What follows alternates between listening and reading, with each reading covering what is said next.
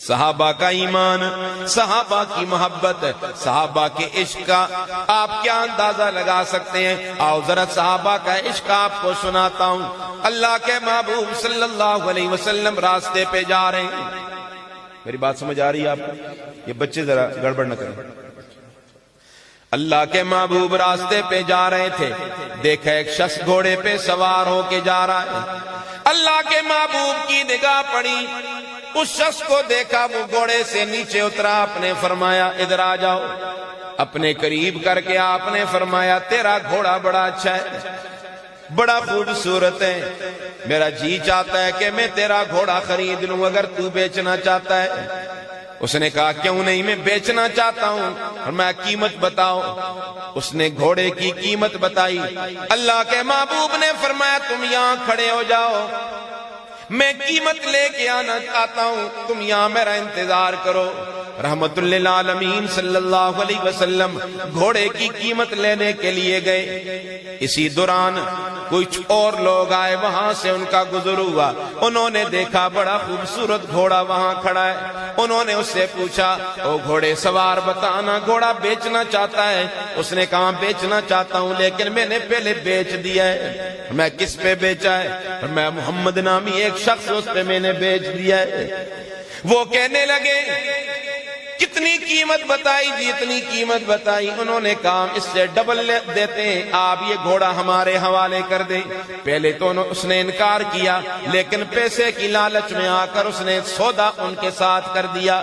اب سودا ہونے والا تھا، قریب تھا کہ وہ گھوڑا لے کے چلے جاتے، اللہ کے محبوب تشریف لے آئے صلی اللہ۔ فرمایا یہ لو رقم، گھوڑا میرے حوالے کرو۔ اس نے کہا میں تو آپ کو نہیں دیتا، میں نے تو آپ پہ نہیں بیچا۔ اس نے کیا کر دیا؟ انکار کر دیا۔ اللہ اکبر، سودا کر کے کیا کر دیا؟ پیسے کی لالچ میں آ کے انکار کر دیا، میں نے آپ پہ گھوڑا نہیں بیچا۔ اللہ کے محبوب نے فرمایا سوال ہی پیدا نہیں ہوتا، گھوڑا تو نے مجھ پہ بیچا ہے، اب سودے پہ سودا کیوں کر رہا ہے؟ میں تو اپنا گھوڑا لوں گا۔ اب یہ بحث و تکرار شروع تھی، کچھ لوگ اور جمع ہو گئے، کچھ ادھر ہو گئے، کچھ ادھر ہو گئے۔ وہ گھوڑے سوار بڑا سمجھدار تھا، اس نے کہا کہ اب محمد کو پھنسانا ہے، نعوذ باللہ۔ کیسے پھنسانا ہے؟ کہ کہنے لگا محمد بتانا اگر اس طرح کا معاملہ تیری شریعت میں ہو جائے تو پھر تیری شریعت کیا کہتی ہے؟ اللہ کے محبوب نے فرمایا میری شریعت کا تقاضا تو یہ ہے کہ البینۃ علی المدعی والیمین علی من انکر، جو دعویٰ کرتا ہے اس کے لیے گواہ ضروری، اور جو انکار کرتا ہے اس کے لیے قسم ضروری۔ اب گواہ تو کوئی نہیں تھا، لاؤ جی، اب تو گھوڑا تو گیا نا جی۔ حضور نے فرمایا اب اس نے کہا مجھے گواہ بتاؤ نا، تب گھوڑا آپ کو دوں گا کہ آپ نے گھوڑا مجھ سے خریدا ہے کہ نہیں۔ اب گواہ کہاں سے لاتے؟ اللہ کا کرنا دیکھو، حضرت خزیمہ رضی اللہ تعالیٰ عنہ آگے فرمایا او گھوڑے سوار کیا جھگڑا ہے؟